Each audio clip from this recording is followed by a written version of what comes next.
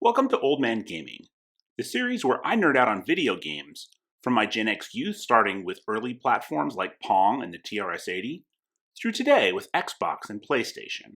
In this impromptu episode,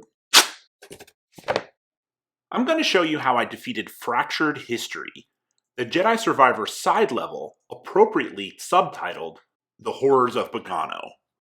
That's a reference to this level boss from the original Jedi Fallen Order, who is particularly difficult to defeat early in that game before your character is very developed. Here, you not only have to fight that level boss, but one of his slightly easier companions simultaneously, and the taking cover tricks that worked so well in Fallen Order are of no help here at all in the open arena where this fight takes place. I won't spoil for you where to find entry to this level, but if you haven't completed the story, you'll notice that Force Slow works very differently late game when I finally beat these two. I found that difference renders the Crossguard stance completely unusable. Here are the perks I chose given the Force Slow difference. Extra throw damage is important for the style that I chose here, and Patience gives close to the equivalent of a full stim when triggering Force Slow. I'm going to first let the footage play through once at normal speed, and then I'll go through it a second time with some commentary as a second pass.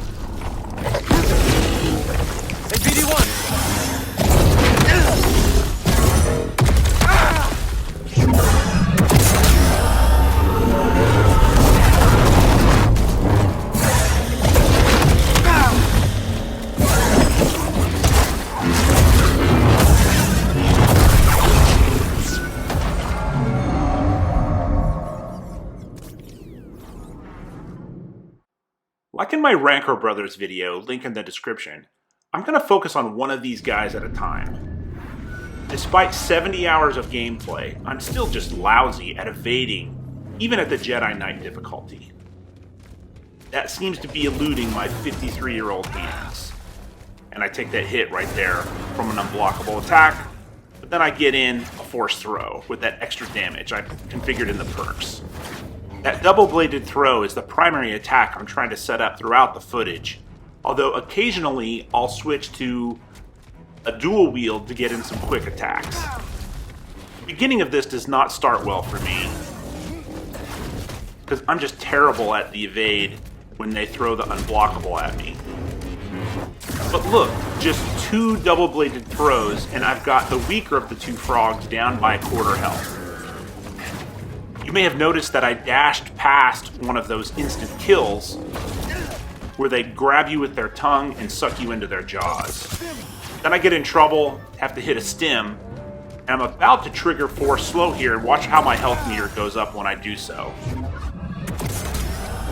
That forces you into this alternate stance that has a good force throw and some good quick attacks, which I'm trying to use here. But like I mentioned before, this effectively renders Crossguard completely useless. Let's pause here for a second. When I was fighting the Rancors, I'd use the double-bladed to build up my force slow meter and my force meter.